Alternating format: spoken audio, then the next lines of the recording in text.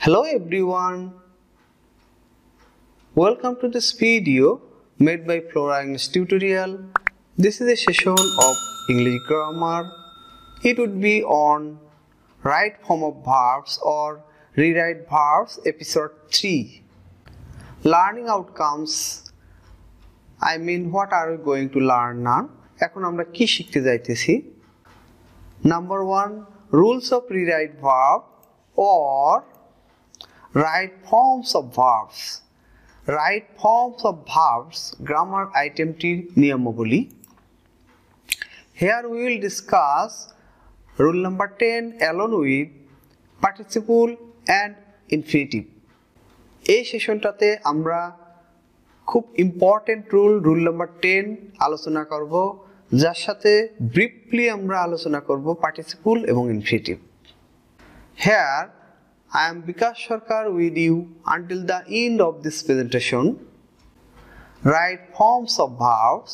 This is the target point of learning now. Rule number 5 to rule number 9 of rewrite verbs or right form of verbs along with examples had been presented in the last episode. That means episode number 2. আমরা episode number 2 তে rule number 5 থেকে শুরু করে rule number 9 পর্যন্ত উপস্থাপন করেছি, but now I am going to start with rule number 10, which is the most vitally essential rule of rewrite verbs. এই rule number 10টি হচ্ছে খুবই আবশ্যকীয় এবং অত্যাবশ্যকীয় রুল, যা রাইটস ফর্ম অফ ভার্বের মধ্যে অন্তর্ভুক্ত আছে. Okay, let's start rewrite verbs. Rule number 10. Now this is the rule.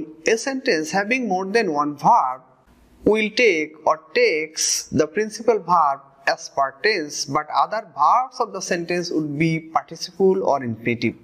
Here is the Bengali version.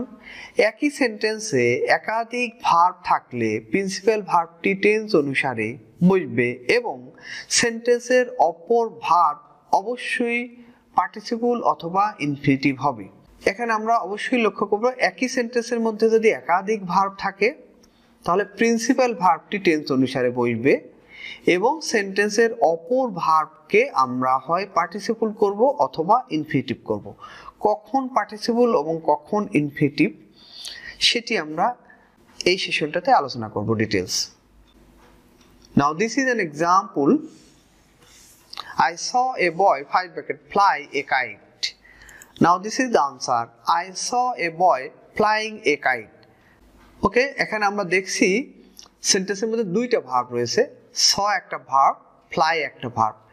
এইরকম যদি একটা সেন্টেন্সের মধ্যে দুইটা ভার্ব থাকে তাহলে প্রিন্সিপাল ভার্ব ব্যতীত সেন্টেন্সের অপর ভার্বটাকে পার্টিসিপল অথবা ইনফিনিটিভ করতে হয়.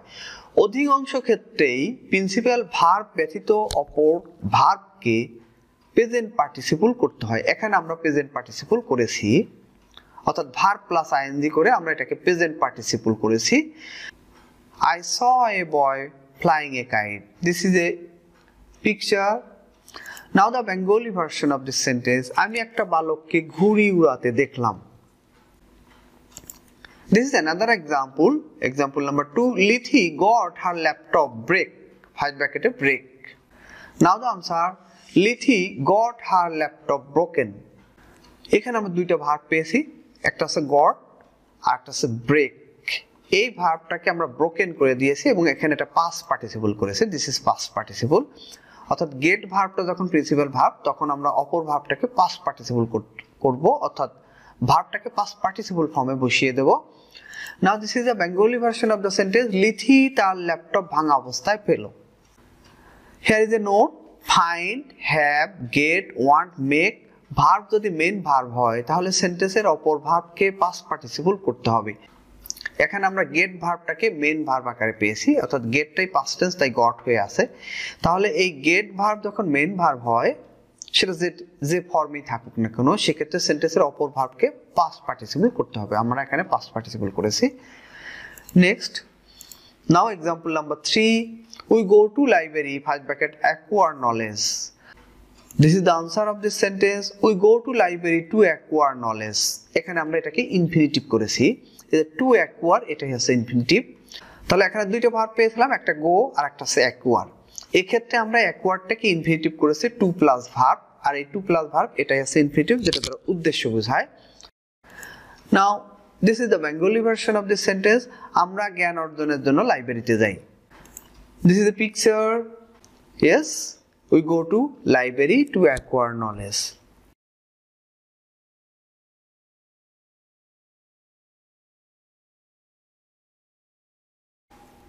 Let's learn about participle and infinitive. আমরা গত কয়েকটি স্লাইডে কখনো প্রেজেন্ট পার্টিসিপল করেছি, কখনো পাস্ট পার্টিসিপল করেছি, আবার কখনো ইনফিনিটিভ করেছি। এখন আমরা ব্রিফলি জানবো পার্টিসিপলটি কি এবং ইনফিনিটিভটি কি, আর কখন পার্টিসিপল করতে হবে এবং কখন ইনফিনিটিভ করতে হবে যখন সেন্টেন্সের মধ্যে একাধিক ভার্ব থাকে। Participle, yes, first of all we will learn about participle. This is the definition. Participle is the form of verb which plays the function of an adjective in a sentence. Now the Bengali version of this sentence.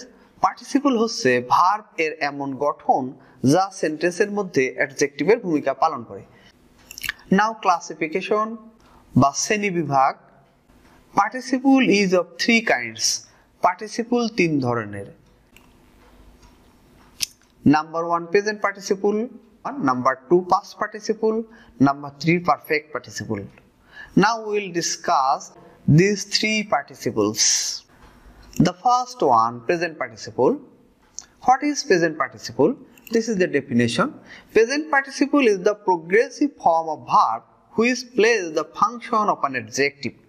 Present participle হচ্ছে ভার্বের ING যুক্ত form যা সেন্টেন্সের মধ্যে অ্যাডজেক্টিভের ভূমিকা পালন করে। Verb plus ING which will play the function of an adjective. ভার্বের আইএনজি যুক্ত ফর্ম যা সেন্টেন্সের মধ্যে অ্যাডজেক্টিভের ভূমিকা পালন করবে সেটাকে আমরা প্রেজেন্ট পার্টিসিপল বলবো। Example, I saw her make a doll. Now this is the answer. I saw her making a doll. আমি তাকে একটা পুতুল তৈরি করতে দেখলাম। এখানে আমরা এই সেন্টেন্সের মধ্যে দুইটা ভার্ব পেয়েছিলাম, একটা স আর একটা মেক। এই মেক ভার্বটাকে আমরা প্রেজেন্ট পার্টিসিপল করে দিয়েছি। আমরা মেকের সাথে আইএনজি যোগ করে এটাকে প্রেজেন্ট পার্টিসিপল করেছি। আমি বলেছি যে প্রেজেন্ট পার্টিসিপল হওয়ার দুইটি শর্ত পূরণ করতে হবে। সেটি ভার্বের আইএনজি যুক্ত ফর্ম হতে হবে, আবার সেটি সেন্টেন্সের মধ্যে অ্যাডজেক্টিভের ভূমিকা পালন করতে হবে। এখন আমরা দেখি এই মেকিংটা দুটি শর্ত পূরণ করেছে কিনা। মেকিংটা ভার্বের আইএনজি যুক্ত ফর্ম এবং এই মেকিংটা নাউন বা প্রোনাউনকে মডিফাই করতে পারছে। এখানে প্রোনাউনকে মডিফাই করছে, সুতরাং আমরা এই মেকিংটাকে বলবো present participle. Another example, the girl taking tea quietly is my friend.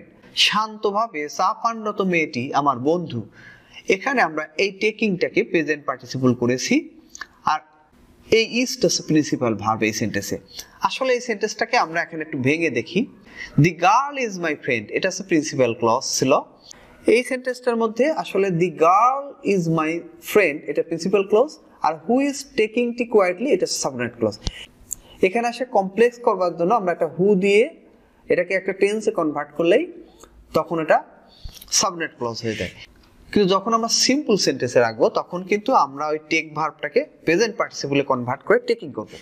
তাহলে আমরা এখন দেখি যে এটা প্রেজেন্ট পার্টিসিপলের দুইটা শর্ত পূরণ করেছে কিনা। এটা ভার্বের আইএনজি যুক্ত ফর্ম, তাই এটা একটা শর্ত পূরণ করলো।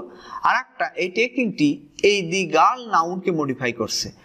আর নাউনকে বা প্রোনাউনকে মডিফাই করার ক্ষমতা রাখে একমাত্র অ্যাডজেক্টিভ। তার মানে এই টেকিংটা ভার্বের আইএনজি যুক্ত একটা ফর্ম আর নাউনকে মডিফাই করার কারণে তার অ্যাডজেক্টিভের ভূমিকা পালন করছে। সুতরাং এই দুইটি কন্ডিশনে ফিল আপ করছে, ভার্বের আইএনজি যুক্ত ফর্ম আবার অ্যাডজেক্টিভের ভূমিকা পালন করছে, তাই এই টেকিংটা এখানে present participle. Okay, this is the picture. The girl taking tea quietly is my friend. শান্তভাবে চা পানরত মেয়েটি আমার বন্ধু। Now number 2, past participle. What is past participle? Past participle is the past participle form of verb which plays the function of an adjective. Past participle হচ্ছে ভার্বের V3 বা ভার্বের past participle form যা সেন্টেন্সের মধ্যে অ্যাডজেক্টিভের ভূমিকা পালন করবে। Now short presentation. V3 or past participle form of verb which will play the function of adjective অর্থাৎ ভার্বের past participle form বা V3 যা সেন্টেন্সের মধ্যে অ্যাডজেক্টিভের ভূমিকা পালন করবে example I found my pen five bucket break now the answer I found my pen broken আমি আমার কলমটি ভাঙা অবস্থায় পেলাম ডিয়ার ভিউয়ার্স এখানে আমরা দুইটা ভার্ব পেয়েছিলাম একটা ফাউন্ড আর একটা ব্রেক এই ফাউন্ড ভার্বটা যখন মেইন ভার্ব হিসেবে পেয়েছি তখন আমরা অপর ভার্বটাকে পাস্ট পার্টিসিপল করে দিয়েছি এবং এই পাস্ট পার্টিসিপলটি এখানে মূলত এই নাম্বার 2 পাস্ট পার্টিসিপল এটা ভার্বের V3 এখানে এই ব্রেকটাই আমরা V3 করে ব্রোকেন করে দিয়েছি আর এই ব্রোকেনটাই হচ্ছে পাস্ট পার্টিসিপল কেন পাস্ট পার্টিসিপল হতে হলে দুইটা কন্ডিশন পূরণ করতে হবে একটি ভার্বের V3 বা ভার্বের পাস্ট পার্টিসিপল ফর্ম হতে হবে আর একটি অ্যাডজেক্টিভের ভূমিকা পালন করতে হবে এখন আমরা দেখি এটি ভার্বের V3 বা পাস্ট পার্টিসিপল ফর্ম আর এই ব্রোকেনটি এই পেনের একটা অবস্থা মানে নাউনের একটা অবস্থা বোঝাচ্ছে দৈর্ঘ্য অবস্থা সংখ্যা পরিমাপের একটা বোঝাচ্ছে মানে অবস্থা বোঝাচ্ছে তার মানে ব্রোকেনটি নাউনকে মডিফাই করছে আর নাউনকে মডিফাই করা বা নাউনকে কোয়ালিফাই করার সামর্থ্য রাখে একমাত্র অ্যাডজেক্টিভ তার মানে ব্রোকেনটি এখানে ভার্বের V3 হলেও এই নাউনকে মডিফাই করার কারণে এই আসলে অ্যাডজেক্টিভের ভূমিকা পালন করছে তার মানে এই দুইটি শর্তই পূরণ করেছে ভার্বের V3 আবার অ্যাডজেক্টিভ তাহলে V3 এবং অ্যাডজেক্টিভ এই দুইটি হওয়ার কারণে এই ব্রোকেনটি এখানে past participle now this is a note find have get want make ভার্বগুলো মেইন ভার্ব হলে সেন্টেন্সের অপর ভার্বকে পাস্ট পার্টিসিপল করতে হবে একটা সেন্টেন্সের মধ্যে এই ভার্বগুলো যদি আমরা মেইন ভার্ব আকারে পাই তাহলে ওই সেন্টেন্সের অপর ভার্বকে পাস্ট পার্টিসিপল করতে হবে another example the car five bucket make in Japan is working well now the answer the car made in Japan is working well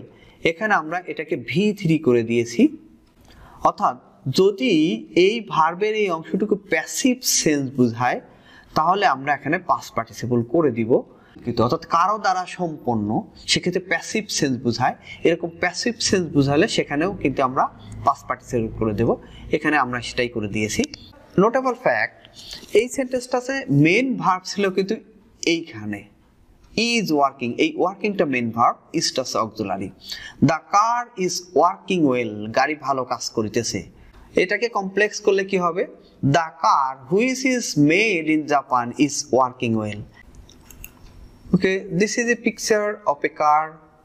The car made in Japan is working well.